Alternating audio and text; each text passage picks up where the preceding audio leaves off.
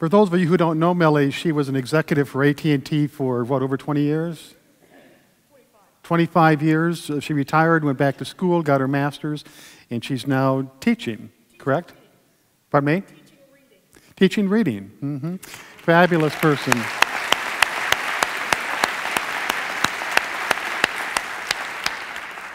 Hey, I had something really funny come about last week after the service.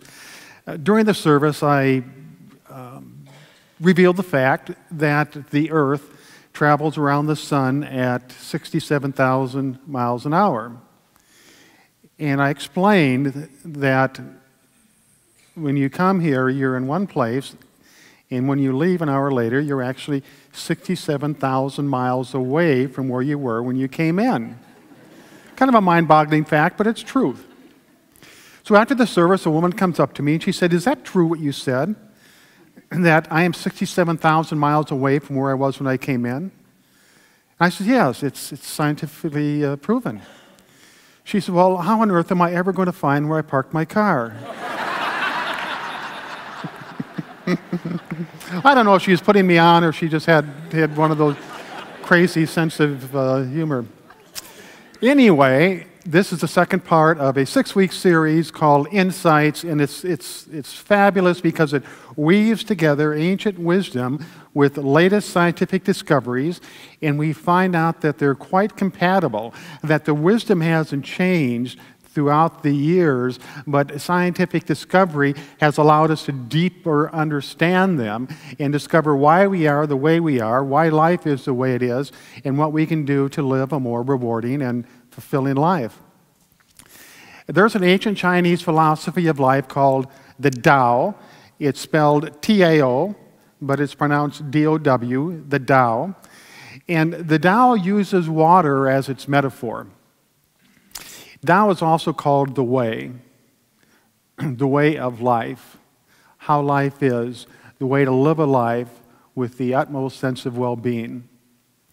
And it uses water because water flows very gently. Water always takes the path of least resistance. When water comes upon an obstacle of any sort, it doesn't stop, it doesn't struggle, it doesn't resist. It simply flows around or over or under and continues ever so gently on its way. And they use water as a metaphor because they say that's the way life should become. Life should have a flow to it. We're going to run into problems. We're going to have challenges. There's absolutely no doubt about it. Things are going to upset us. Things are going to set us back. That's just what life is, because life is a movement. It's a process. We're always moving into new territory, experiencing things we've never experienced before, so we're going to get shaken a bit. But the Tao says you don't have to get taken under the currents. You don't have to struggle or fight. You just simply go with it, and you develop a flow to your life. And I want you to imagine that for a moment. Imagine your moment where nothing changes. You go through the same things you're going through now, but there's just a flow to it. It flows nicely, and it flows gently from one situation to another situation. And underneath it all, you have the utmost confidence and trust that you're always moving to your higher good. With the Insight series, I will tell you things on Sunday, or excuse me, for my people out there that are listening on this CD, I will tell you things right now that, that you've heard before. You'll hear me say it many, many times, time and time again. And that's because it's kind of like ingraining upon us, or ingraining within us, what is being said. It's like repetition is what allows us to really absorb it, and we start to live it and act on it without even thinking about it. It's kind of like when we learn the ABCs. In the beginning, we sat down as ABC, ABC, ABC. When we got that, it went on to DEF, DEF. So don't think that I'm forgetting myself and repeating things over and over and over again. It is for a purpose. So, I say that because my wife tells me all the time, you're repeating yourself. You're repeating yourself. Okay, so our basic premise is that we have a purpose for being here as human beings. We all have exactly the same purpose, and that is to develop a deeper relationship with life. And when I say with life, I mean life as a whole, with relationships, with situations, with circumstances, with the whole dynamic of life. Our purpose is to develop a deeper relationship with life. The deeper the relationship with life, the higher our sense of well-being. Because with the depth of the relationship, we increase our understanding and we learn how to interact with life in a much more peaceful and harmonious way. Each of us has a lifetime. We spend our entire lifetime interacting with life. We have no other choice. That's what life is. It is an interaction between us and whatever is going on in front of us in any given time. Now, our interaction with life should be, meant to be, objective is to always make sure that our interaction is for the betterment of ourselves and all others involved. That our interaction with life, no matter how slight or how big, should always be for the higher good. If I'm walking down the street and I run into somebody and that person is disrespectful to me and starts to lambaste me in one way or another, I have choices. And if I ask myself, what is for the higher good here? It is not engage him in the battle, but simply go about my way, apologize for him, whatever it takes. What is for the betterment of him and myself? It's not to engage in that battle. And that is true whether it's for situations, circumstances, relationships. What is for the higher good for myself and for everybody else involved? So we interact with life for the betterment of ourselves and others. And the process by which we do that is a very simple one, and this is true for each and every one of us. We are just kind of moving down the path of life, and all of a sudden we move into an activity of some sort, a situation or a circumstance. We engage in it, and three things happen. First of all, with our senses, we perceive what's going on. Once our perception is put in place, we give it meaning. What does this situation mean to me? Once we have meaning in place, it's then, well, how do I feel about it? And that gives us the emotional experience. That happens with everything that you do. You perceive it first, you develop a meaning, what it means to you, and then you determine how you feel about it. That is the emotional experience that you end up with. And that is all that life is an emotional experience. Everything else leads up to it. An emotional experience. How do I feel about this? But the question is, what determines the meaning that we give a situation or circumstance? Who makes that decision? How is that dictated? We don't stop and think everything out when we engage ourselves in some activity of life. We don't stop and theorize or conceptualize or rationalize what does this mean to me and how do I feel about it. It happens in an instant, split second. So who makes that decision? Do we? Or do we have a higher source of direction? When we move into a situation or circumstance, we perceive it, we give it meaning, we determine how we feel about it, and that is directed by one or two voices, both within us. The first voice is everything that we have learned up to this point in time. We come into this world, our minds are pretty much like a computer that's never been programmed. As we grow, parents, older siblings, teachers, preachers, society, culture, all begin to impress upon us different ideas, different notions about what things mean. So we learn from the world around us. This means this, that means that. And for a lot of us, if not most of us, what we have learned growing up has some prejudices in it that are not fair. It has some discriminations in it. It has a lot of fear. We all have a lot of fear within us. And when I say fear, I don't mean fear for survival or safety, but I mean fear for everything else, all the other fears. Fear and anxiety about tomorrow. Fear and anxiety in the form of guilt and shame about what happened yesterday.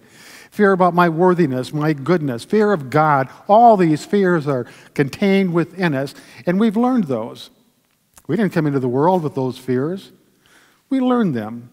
So the first voice of direction that we have doesn't have 100% truth. It's not 100% for the betterment of ourselves, but rather that voice of direction is what other people think and what they've told us to think.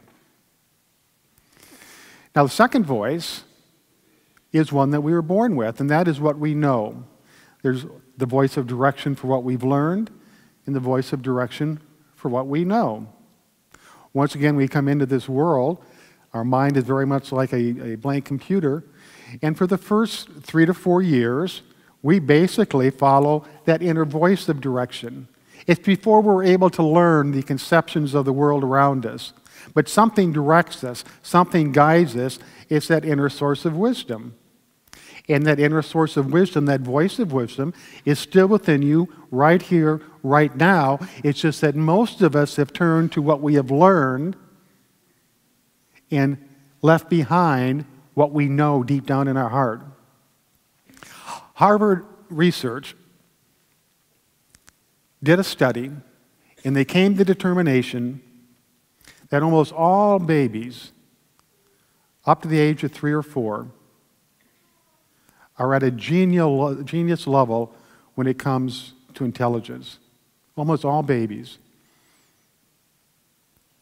By the time people are 20, it's about 10% are at the genius level in regards to intelligence. As time goes by, it drops down to 2% are at the genius level in regards to intelligence. So my question is, what is happening to our genius? Where did it go? It doesn't dissipate. It doesn't abandon us. It doesn't leave us. It is always there. It is working right now in this moment. You know, that inner voice of wisdom, that inner genius within you totally governs everything that's taking place in your physical being. You have approximately 100 trillion cells in your body. Each one of those cells has been given a particular task to do something. Every day, millions of cells are retired, and millions of cells come into the workforce, so to speak. When a new cell comes forth and is born in your body, it is totally neutral. It has no function. It has no position. It has no job. It has no talent. It is just a cell. And then the inner voice of wisdom gives it an assignment. It's okay, you be a leg cell, you be an arm cell, you be an eye cell, you be a skin cell, you be a liver cell, you be a stomach cell. They're given assignments, and they know exactly what to do in regards to carrying out their function perfectly. Well, how does that happen? It's because of the intelligence, the genius within us. It is there, and it governs our life the first 2 or 3 years. But then we place our faith, we place our trust in what has been told us. Even as time goes on and we face great difficulties and great upsets and great disturbances because what we're thinking doesn't lead to our betterment, it doesn't lead to our peace of mind, it seems to frustrate things more than it makes things well, but we still listen to it and we trust it because that's what we've been told. So the point is, at some point in time on the spiritual path, we have to turn back to that inner voice of wisdom. Some call it the higher self. Some call it God mind. Some call it the intuitive voice. Some call it genius. Whatever it is there within each and every one of us. And on the spiritual path, we turn back to it and we listen to it. And it will guide us and it will direct us. It won't give us wordy direction, but it deals with emotion. If we're in a situation or a circumstance where we're wondering what to do, if we view our options, and with that option we begin to feel not so well physically as well as emotionally, that is that intuitive voice saying, this isn't for the higher good.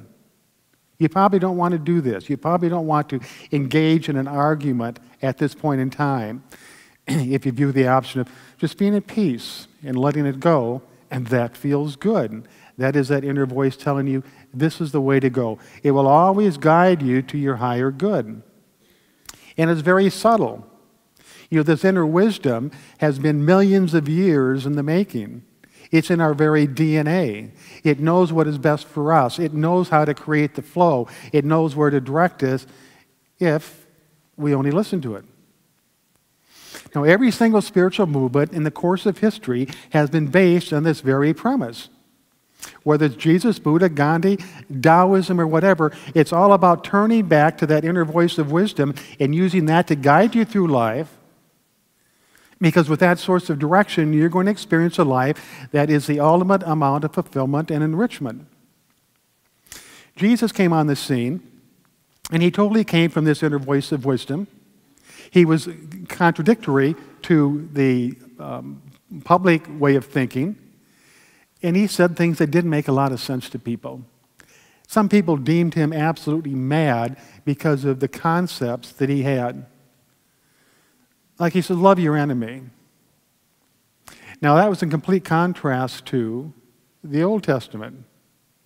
The Old Testament said an eye for an eye and a tooth for a tooth. Jesus said, love your enemy. If somebody slaps you, turn the other cheek.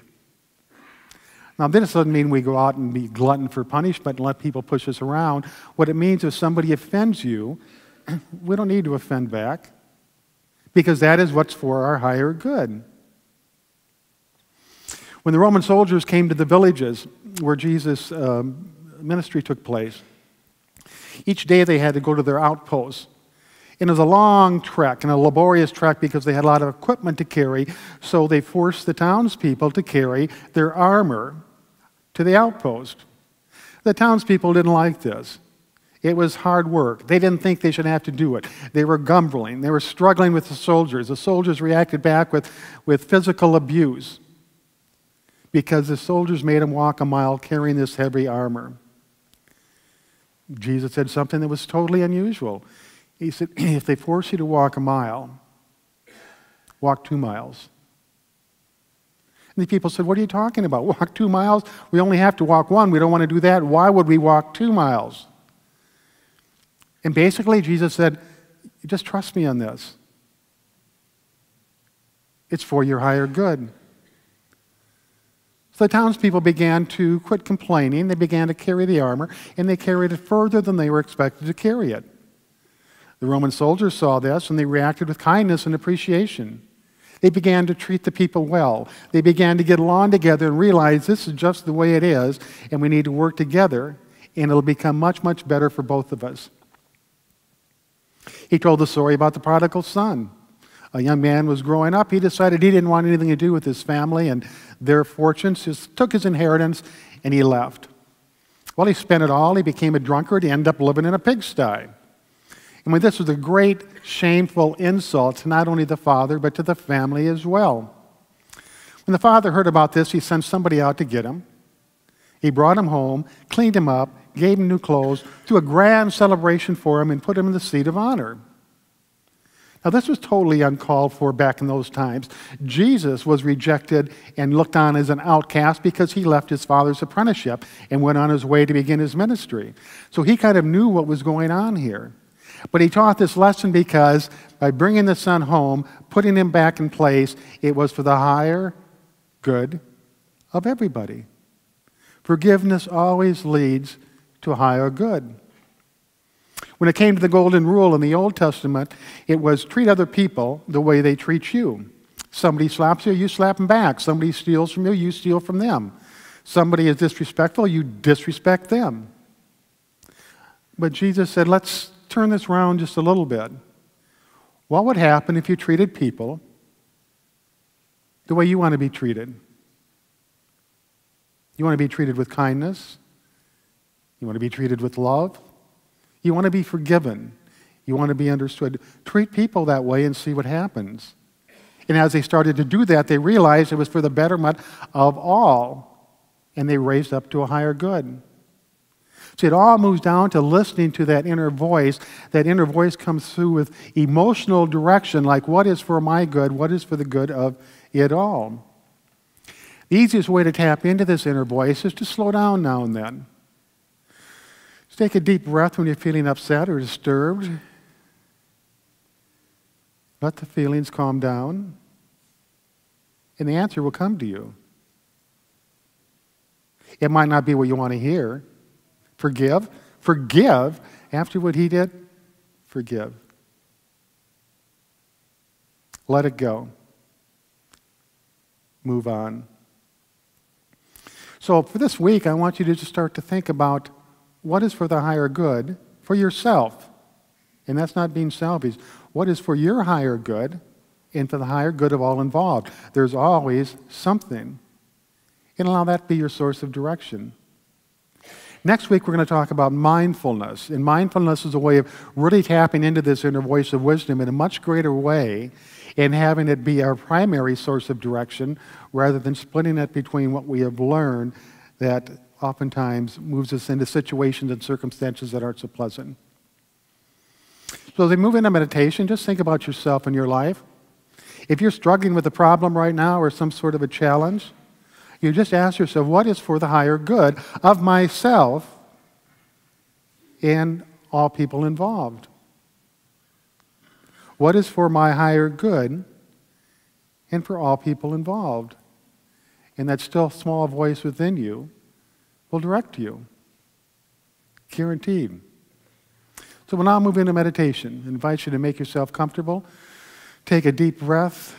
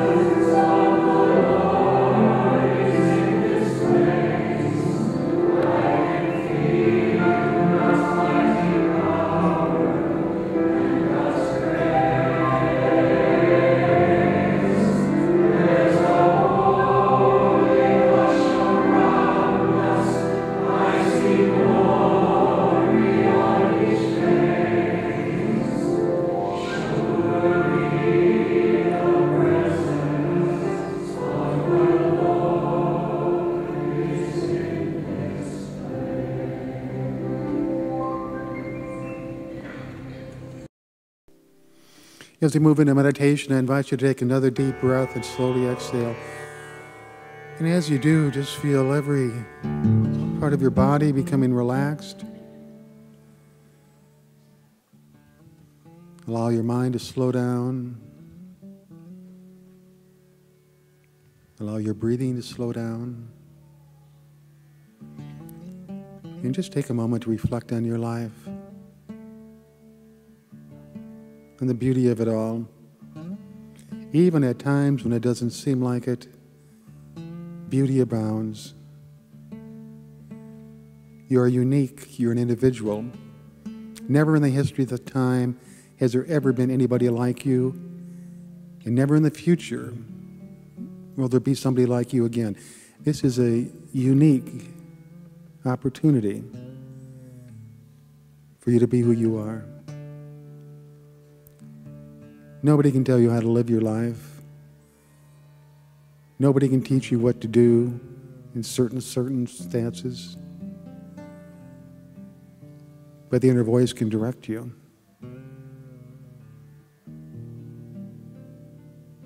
direct you towards peace, direct you towards love.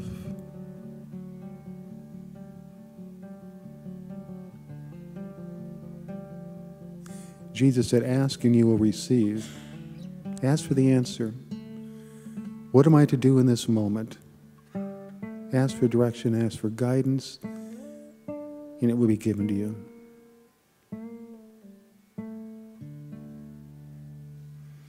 You have everything within you that you need to live a comfortable and fulfilling life. It can be an exciting adventure instead of a grueling trek.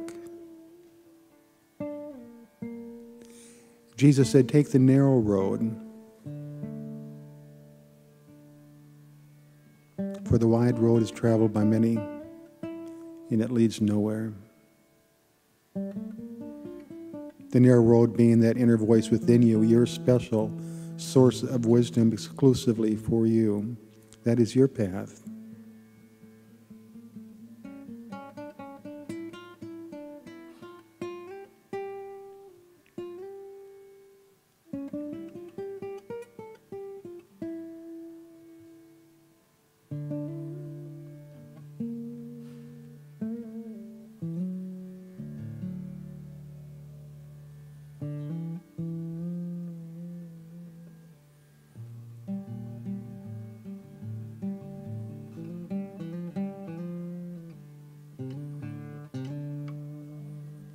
So I speak these words, please make them your own and say them back to yourself. I go forth this day and take responsibility for my every action and reaction. I have the power to choose.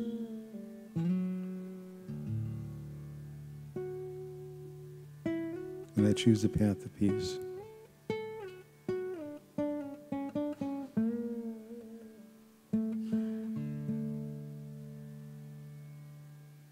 And so it is.